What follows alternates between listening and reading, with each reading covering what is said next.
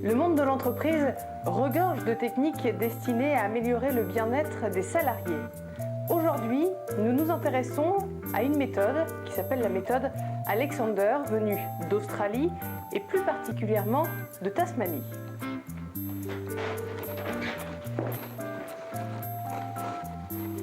Corinne Cassini, bonjour. Bonjour. Merci d'avoir accepté notre interview. Vous êtes violoncelliste baroque professionnel, professeur de technique Alexander. Vous avez suivi votre formation à Amsterdam et puis vous vous êtes aussi professionnalisé à Boston sous la direction de Tommy Thompson et vous donnez des formations aux États-Unis mais également en France et vous êtes membre de deux associations référentes, l'ATI et l'APTA.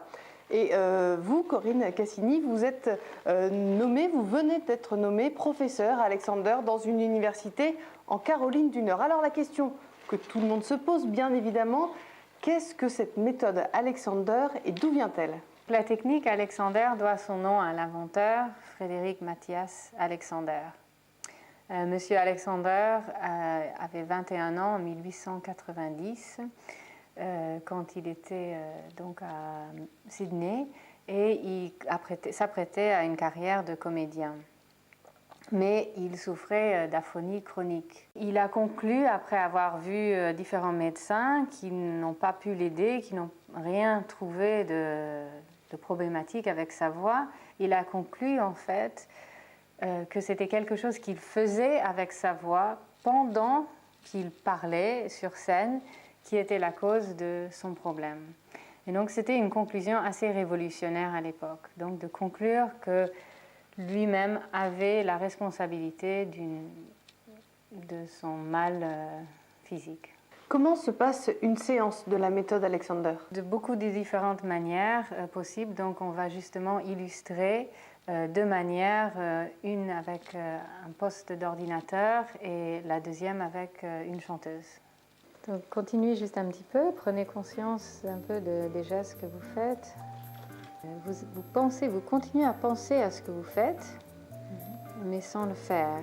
Et ça donne l'opportunité à vous de faire attention, de prendre conscience de votre corps. Donc, tout en pensant à votre travail, vous prenez davantage conscience de votre corps. Très bien. Voilà, le cou se libère.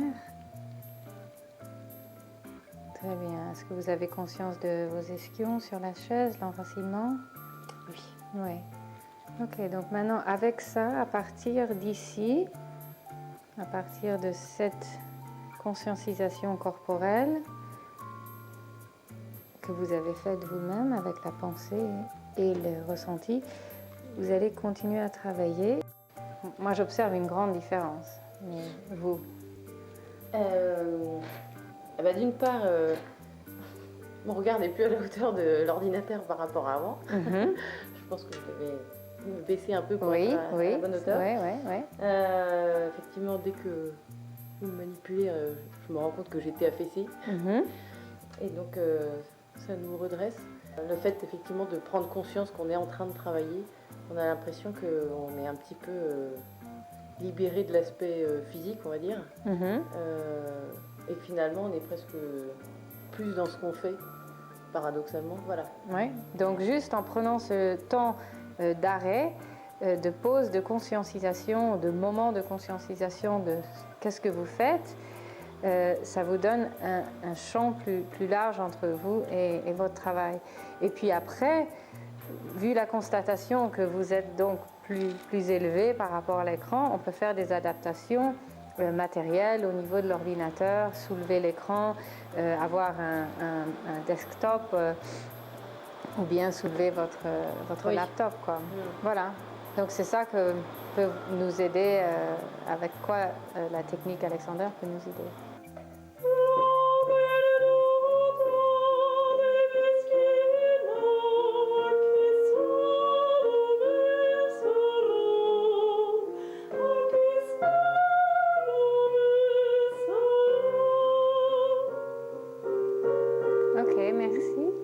Pensez à ce que vous venez de chanter dans votre tête. Chantez-le pour vous, par exemple. Et puis en même temps, prenez conscience là de ma main ici. Voilà. Ouais. Et puis, Gérald, peut-être commencer un peu juste avant qu'elle...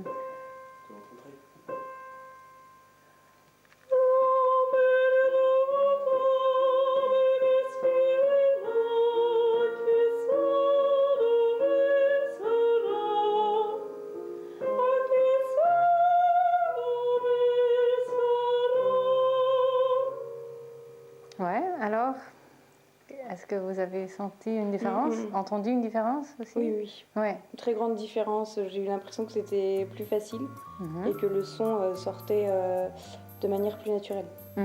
Oui, il y a eu une libération dans le cou, au niveau du cou, ce qui a libéré les cordes vocales et tout ça ici. Et puis donc, c'est descendu chez vous. Donc, en tant que chanteuse, vous avez déjà une conscience du corps développée et puis votre instrument est dans votre corps, donc c'est essentiel que ça soit libéré là-dedans. Et donc avec plus de séances, ça irait donc plus loin.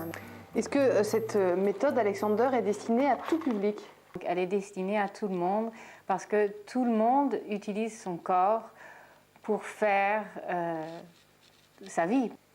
Est-ce que cette technique est cautionnée par les médecins? Est-ce qu'on peut l'apparenter à de la kinésithérapie ou encore à de l'ostéopathie? Est-ce que c'est dangereux ou pas pour l'individu?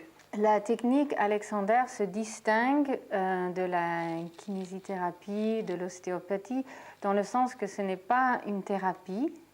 Elle a peut-être des effets thérapeutiques, mais dans le fond, ce n'est pas une thérapie. C'est une méthode éducative ou de rééducation. Et c'est aussi quelque chose à vocation préventive et non curative. Quoique, à l'heure actuelle, nous, professeurs d'Alexander, on est plutôt malheureusement dans le curatif que dans le préventif parce qu'elle n'est pas assez connue. Corinne Cassini, il faut combien de temps pour devenir professeur de la méthode Alexander? La formation que la plupart des professeurs d'Alexander suivent est une formation sur 3 ans qui se déroule sur 4 ou 5 matinées par semaine pendant 3 ans et qui donc s'ajoute à un total de 1600 heures de présence avec un contact avec les profs de 5 élèves pour un professeur. À travers la presse ou les médias, notamment aux États-Unis ou encore dans les pays nordiques, la technique Alexander est très présente dans les grandes entreprises. Pour les nommer, il y a Google, Nike, IBM ou encore Microsoft par exemple. Et des consultants Alexander interviennent. Quels sont, selon vous, en tant que professeur, les bénéfices pour les salariés? C'est une grande échelle, donc ça peut être bien-être, meilleure performance dans leur travail, meilleur temps, meilleure humeur, un contact plus facile avec les collègues, des relations dans la hiérarchie de l'entreprise plus souples.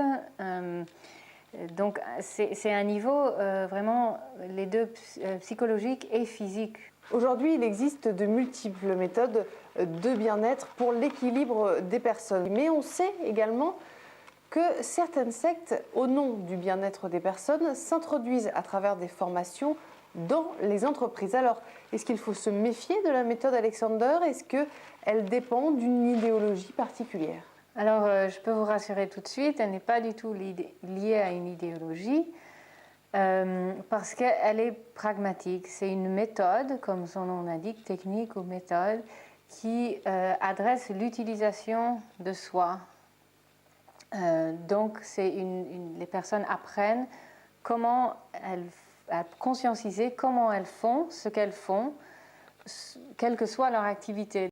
Imaginons que je représente une entreprise française, je souhaite proposer à mes salariés la technique Alexander. Comment je m'y prends et à qui je m'adresse? Quel est le paysage Alexander en France? Il y a une société qui s'appelle Humanavox qui se dédie maintenant à allier le chant et la méthode Alexander dans un programme de formation, de développement personnel.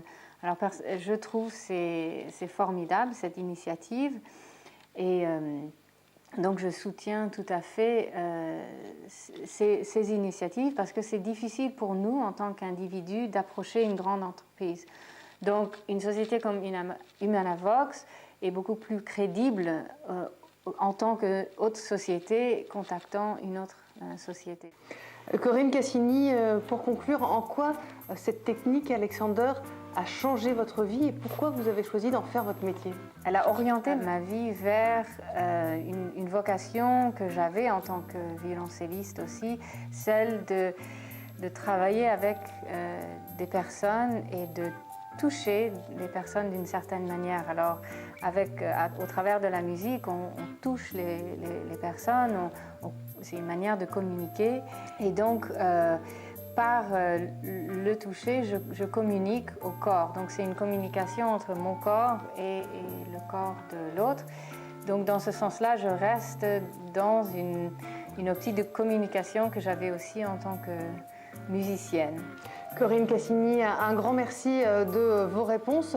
Nous pouvons vous retrouver sur un site internet et toutes ces informations au www.lightingbeing.com et puis également sur le site d'Humanavox avec qui vous collaborez de temps à autre, c'est le www.humanavox.fr.